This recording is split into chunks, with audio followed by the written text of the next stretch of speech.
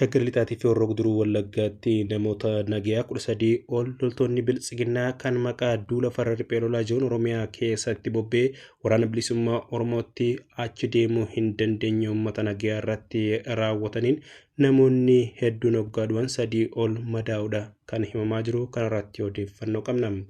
Oduu keenya gama biraatiin magaalaa Finfinnee fi bakkoota adda addaa keessatti dirqamaan dargaggoota ukkaamsuudhaan gara mooraa leenjii waraanaatti guuraa jiraachuun himamaa kan jiru hoggaa ta'u, odeeffannoo gama biraatiin ammoo dhaabbanni mootummoota gamtooman United Nation rakkoon lixa Oromiyaa keessatti karaa waraanaatiin uumamee jiruun namoonni hedduun buqqa'aniif haala gargaarsa namoomaa dhiyeessuu akka malee hammaataa dhufu wajjin walqabate namoonni gargaarsa dhabuudhaan kan rakkatan hoggaa ta'u, isaanis kallattii itti gargaarsa dhiyeessan hanqachuu tumsa qaama mootummaa dhabuu wajjinis walqabatanii ibsa isaan kennan irratti wanta bal'aa dhaga'uu qabdan walitti qabannee dhiyaannee jirra. Odeeffannoo keenya gama biraatiin ammoo lolli kaaba Itoophiyaatti deemaa ture deebi'ee ka'aa isa jaamee wajjin walqabsee dhaabbanni koomishinii mirga namoomaa Itoophiyaadha. Waraanni kaaba Itoophiyaa deebi'ee ka'uudhaaf gabaasni jiru akka isa yaaddeessee himuun dhaga'amee jira. Kanaafi kanneen biroo irratti odeeffannoo keenya saatanaa keessatti oduu keenya qabannee dhiyaannee jirra waan ta'eef hanga dhumaatti nu faana turaa jechaa oduu saatanaa kan isinitti himu'aan of beeksabaati. Nageenyi keenya kan jaalalaa bakkuma jirtanitti isin haa ga'u jechaa namoonni miseensa YouTube chaanaalii keenya hin ta'in oduu fi sagantaan itti hojjennu yeroodhaan akka isin bira ga'uuf subscribe godhuu hin dagatinaa. Nu jabeessuudhaaf like, comment, share godhaa jechaa gamanumaan gara bal'ina oduu keenyaatti isin dabarsina.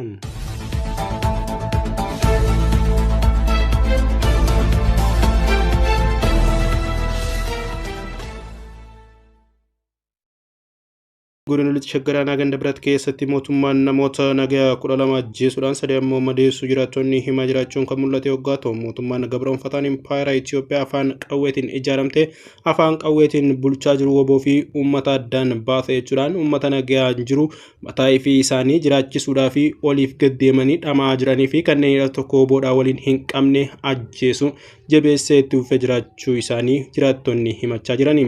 Aanaa Ganda Birat ganda Qarree Doobiitti waraanni namoota nagaa 12 ajjeesanii kan gatan hoggaa ta'u, kana keessaa namoota 4 reeffi argame hanga ammaa kaan isaanii immoo osoo hin argamin jiraachuu jiraattonni kan miidiyaatti himaa jiranii. Namoota 3 madeessanii kan biraa deeman hoggaa ta'u, namoota 2 immoo qabeenya isaanii saamuudhaan meeshaa mana keessa yala mancaasanii akka deeman himanii. Maqaa namoota ajjeefamanii fi madaanii kan gara miidiyaatti beem barattuu Sicaalee Jaafar barattuu kutaa 9 hoggaa ta'u, barataa Zalaalam Abarraadha barataa kutaa 10, barataa Abrahaam Tiiksaadha kutaa 9 kabaratu hoggaa ta'u, obbo Mulaataa Bukkaa manguddoo abbaa ijoollee 9 kan madaa'e keessa kan jiru hoggaa ta'u, obbo Ofiisaa Zallaqaadhaa fi kan hafan ammoo maqaan isaanii kan hin argamin ta'utu eeramaa jira.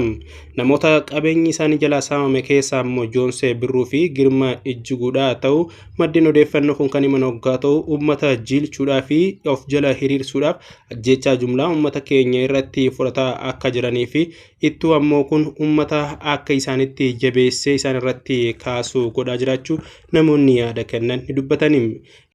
Oduma wal fakkaatuun godina Horroo Guduruu Wallaggaa Aanaa Jimmaa Gannatii magaalaa Harattootti caamsaa 12/2022 dargaggoo Baabbee Taakkalaa jedhamu loltoonni Biltsiginnaa ajjeesuudhaan bosonatti gatanii deemuunis himamaa jira. Mootummaan paartii Biltsiginnaa maqaa opereeshinii farra riphee lolaa jiruun Oromiyaa irratti lola labsuun guutuu Oromiyaa keessatti gochaa sanyii duguggaa lammiilee Oromiyaa fi uummata Oromoo irratti raawwachaa jiraachuun ifatti mul'ataa kan jiru hoggaa ta'u, loltoonni Biltsiginnaa kan Oromiyaa keessatti bobbaafaman loltoota waraana bilisummaa Oromoo wajjin lola gaggeessuu kan dadhabaniin uummata nagaa irratti duguggaa sanyii raawwachaa jiraachuun himamaa jira. Akka odeeffannoon ba'aa jiru kun immoo dargaggoo Baabbeen kan loltoota kanaan ajjeefame hojii dhuunfaa isaa mana suuraa kaasaa banachuudhaan hojjetee ofii fi maatii isaa jiraachisaa kan ture hoggaa ta'u, guyyoota muraasa dura shanee deeggartaa jaamuudhaan waraana Biltsiginnaa erga qabame booda caamsaa 12/2022 ajjeesanii bosonatti gatuudha maatiin isaa kan dubbachaa jiranii. Maatiin isaa akka himanitti reeffa isaa barbaada yeroo dheeraa booda akka bosona keessaa argatan kan himan hoggaa ta'u, dargaggoo Baabbeen fuudhee haadha warraa kan qabu hoggaa ta'u, daa'ima xiqqaa tokkos akka qabu odeeffannichi ni hima. Mootummaan Biltsiginnaa duula duguggaa sanyii saba Oromoo fi lammiilee Oromiyaa irratti raawwachaa jiru kan duraanii caalaa jabeessee kanuma itti fufee ta'uudha odeeffannoon kallattiilee adda addaatii ba'aa jiru ifatti mirkaneessaa kan jiru. Odeeffannoo gama biraatiin Finfinnee keessaa nama butuudhaan gara mooraa leenjii waraanaatti dirqamaan geessaa jiraachuun himamaa jira. Taateen kun hanga ammaatti itti fufee deemaa jiraachuun himamaa kan jiru waggaa ta'u mootummaan waan qabee gadhiisu wallaaleen mootiin sirna nafxanyaa Nugusni torbaffaa loltoota inni farkaa qabu irra jireessi isaanii lola kaaba impaayera Itoophiyaa naannoo Tigraay waliin taasisaa turan irratti kan jalaa dhuman waggaa ta'u kaan isaanii ammoo Oromiyaa keessatti dachaadhaan waraana bilisummaa Oromootiin daaraa bubbeen fuute ta'uudhaan qabsoo biltsiginnaadha akka malee harka duwwaatti hambisuun ifatti kan mul'ataa jiru. Hanqina waraanaa loltoonni isaa lola irratti jalaa dhumanii kana guuttachuudhaaf mootummaan biltsiginnaa yeroo garaagaraatti beeksisa baasuudhaaf mindaadhaan uummata gowwoomsuuf dargaggeessa gara mooraa leenjii waraanaatti galchuudhaaf yaalaa kan turan waggaa ta'u kanatti milkaa'uu dadhabuudhaan humnaan bakkoota garaagaraatti ukkaamsuun qabanii mooraa leenjii geessaa jiraachuu gabaasonni yeroo adda addaatti bahaa turan kan isin biraan gahaa turre ta'uun ni yaadatama.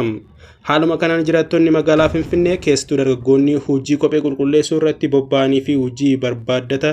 magaalaa keessa olii fi gad deemanii akka waan hojii guyyaa yookiin kontiraata hojjechuutti galmeessuudhaaf bakka tokkotti walitti qabuun humnaan gara mooraa leenjii waraanummaatti oofaa jiraachuu jiraattonni magaalaa Finfinneedha miidiyaadhaaf yaada isaanii kennan kan dubbatan waggaa ta'u akka jiraattonni kun jaanitti hojii humnaan sossobanii qabachuun cinatti nama qofaa isaa deemu konkolaataan ukkaamsanii qabanii deemaa jiraachuun akka malee babal'ataa jiraachuu dubbatanii godinaalee Oromiyaa bakkoota garaagaraa keessattis godinaalee lixa Shaggar lixa Oromiyaa akkasumas ba'a Oromiyaa fi naannoo tokko tokko keessatti manneen hidhaa garaagaraa irraa humnaan ukkaamsanii dargaggoota gara mooraa leenjiitti fe'aa turuu isaanii gabaasonni ba'an kan yaadachiisan waggaa ta'u haaluma kanaan taateen kun akka malee cimee kan itti fufee jiru ta'utu dhagahamaa jira. Odeeffannoo gama biraatiin erga baatii ammajjii waggaa baranaatti haalli gargaarsa namoomaa lixa Oromiyaa akka malee hammaataa dhufe jechuudhaan dhaabbanni biyyoota mootummoota gamtooman United Nation dubbachuun dhagahame. Kunis bara 2022 keessa waldura dhaabbannaa fi walitti bu'iinsi hawaasa gidduu akka malee dabalee kan jiru UN'tti dhaabbanni dhimma gargaarsaa qindeessu Ochaan ibsa xumura darbee baaseen eeruunsaa mul'ate. Haleellaa lixa Oromiyaatti keessumaa jalqaba waggaa kana Wallaggaa baafee Horroo Guduruu Wallaggaatti hammaateen ajjechaa saamichi akkasumas qabeenya hedduun mancee jira. Hoogganaa itti aanaan koomishinii buusaa gonfoo Oromiyaa kan ta'an obbo Garramuu Oliiqaa sababa rakkoo nageenyaan namoonni buqqoo fi gargaarsa geessuufis rakkisaa haalli ta'uudha kan himu. Dhaqqabiinsi dhibuun deeggarsi gahaa dhibuun akkasumas dhaabbileen tumsaa dhabamuun gargaarsi namoomaa rakkoo mudachaa jiraachuu United Nation kan ibse waggaa ta'u gargaarsa jiru geessuudhaaf rakkoon nageenyaa danqaa ta'u kan himamee fi dhimma kana kan gaafataman namni obbo Oliiqaa jedhaman sababni kun mudateef akkana jechuun kan gama isaaniitiin dubbatu. Rakkoon addaa ta'ee ennaa jiraatu humni nageenyaa nu deeggaree akka dhaqqabsiisu kan hojjetaa jirru kan jiru waggaa ta'u warri dhaabbata mootummoota gamtooman immoo shakkii nageenyaa lafa qabaniif hunduma humna nageenyaa dabalataan deemuu hin barbaadanii kanarraa kan ka'e isaan akkasitti kaasuu danda'u jechuudhaani kan gama isaanii deebisuu akkasumas rakkoon nageenyaa kun akka gara mootummaatiin hin jirretti fakkeessuudhaaf namni kun yaaluun mul'ata. United Nation hojjettoonni gargaarsaa haala mijaa'aa hin taane keessa akka socho'aniif ambulaansii isaanii fi kaan irratti haleellaan akka ga'u gama isaatiin kan himu waggaa ta'u baatii booda kan lixa Oromiyaatti yakki babal'ate akkasumas daandii Amboof Naqamtee geessurraa nama butuu fi konkolaataa saamuun irra deddeebiidhaan kan mudate ta'uudha kan ibsame. Waggoota darban lixa Oromiyaatti faannoo dabalatee haleellaa hidhattoonni qaamota mootummaatiin bobbaafamanii fi gareeleen kallattiilee adda addaatiin gurmeessan akkasumas mootummaan itti gaafatama sirnaan bahuu dhabuurraa lammiileen qe'ee fi qabeenya irraa buqqa'aa kan turan waggaa ta'u UN'n ibsa isaa keessatti naannoo Beenishaangul Gumuz godina Kamashii dabalatee jiraattonni 500,000tti tilmaamaman buqqa'uu himee jira. Kanaan dura qondaalli mootummaa naannoo Oromiyaadhaa obbo Mustafaa Kadiir rakkoo nageenyaa Oromiyaa keessatti lammiilee 100,000 siqan buqqa'uu gara miidiyaatti ifumaa kan dubbatan waggaa ta'u rakkoon nageenyaa alaa balaa lolaa hongee fi waraanni lammiilee Itoophiyaa gargaarsa fedhan miiliyoonaan kan lakkaa'aman akka godhee jiru kan ibsamaa jiru. Haa ta'u malee dhaabbileen adda addaa kanneen mootummaa wajjin hojjetan namoota gargaarsa fedhan gad xiqqeessanii himuu akkasumas gargaarsa xiqqaadeessan akka waan guddaatti eeraa jiraachuun isaanii kan mul'atu waggaa ta'u dhaabbilee akka United Nation fi kallattiilee adda addaatiin kan ibsamaa jiru garuu kanaa ol ta'uudha kanaa ol ta'uudhaa fi rakkoo kana keessatti qaamni mootummaadhaa rakkoo kana furuudhaaf tarkaanfiistee uummata kana gargaaruudhaaf sochii gaggeessaa jiru kan gama isaaniitiin ta'uuf tumsa godhamullee kan godhaa hin jirre ta'uudha kan ibsaa jiraniin. Oduu biraatiin waraana kaaba Itoophiyaatti deemaa turee fi ammallee marsaa lammaffaadhaaf eegamaa jiru wajjin walqabatee koomishiniin mirga namummaa Itoophiyaa ibsa baaseenii waraanni kaaba Itoophiyaatti deebi'ee qabuudhaaf gabaasni jiru akka isa yaaddeessee himamu. Kaaba Itoophiyaatti humnoota Tigraay fi mootummaa federaalaa gidduutti waraanni deebi'ee ka'ee gabaasa jiru fi muddama jiruun akka malee yaadda'u koomishinii mirga namummaa Itoophiyaa kan ibse yoggaa ta'u koomishinichi ibsa dilbata baaseen sadaasa bara 2022 waraanni kaaba Itoophiyaatti humnoota Tigraay fi kan mootummaa federaalaa gidduutti dhalate kaaba Itoophiyaa naannoo Tigraay Affaarii fi Amaaraa keessatti gaaga'ama namummaa guddaa uumuus yaadachiisee jira. Waraana kanaan lammiileen nagaa jiruuf jireenya idilee isaaniirraa danqamanii ajjechaa saamichaa fi dararaa arguun kallattiinis ta'e al-kallattiin waraana kanaan akka miidhaman kan hime yoggaa ta'u bitootessa bara 2022 waliigalteen dhukaasa dhaabuu mootummaa federaalaa fi aangoota Tigraay gidduutti haala akka malee waraanaan isaan lamaanuu wal butachanii wal dadhabsiisan keessatti fedhii isaanii alatti ta'ee ture deeggarsa gargaarsa namoomaa naannoo Affaar Amaaraa fi Tigraay keessa jiru furuudhaa fi waraanichi fala siyaasaa argachuun bu'uura kaa'aa abdii jiru qabaachaa akka ture jaarmiyaan kun kan eere yoggaa ta'u torbaanota darban haasaa gamanaa dhaga'uun waraanni kaaba Itoophiyaa kun taree hammaatee deebi'ee galuu akka danda'u akeeke. Humnoonni Tigraay bakkeewwan Eertiraa daangeessanitti haleellaa meeshaa waraanaa gurguddoo bananii yeroo gabaabaa walitti dhukaasuun uumamee akka ture gabaasni ba'aa turan kan mirkaneessan yoggaa ta'u haleellaan kun akka lakkoofsa Itoophiyaatti eebila 30/2014 waraana Eertiraa naannoo Raamaa fi Baadimmee jiran irratti kan gaggeeffame yoggaa ta'u haleellaa kana booda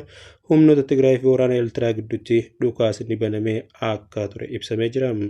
Koomishiniin mirga namummaa Itoophiyaa sochii waraanaa bakka itti adeemaa jiru ta'ee waraanni kun ifatti deebi'ee eegaluu ilaalchisee jala muree wanti jiraachuu baatus gabaasa waraanni eegale jiruun yaadda'uu isaati kan inni ibse. Kabajamtoota hordoftoota keenya qophii fi oduun saatanaaf qabannee dhiyaannee hanga nama waan ta'eef hanga dhuma sagantaa keenyaatti nu faana turuu keessaniif galatoomaa jechaa oduu fi sagantaa itti aanuun hanga deebinee wal agarrutti yeroo gaarii qabadhaa.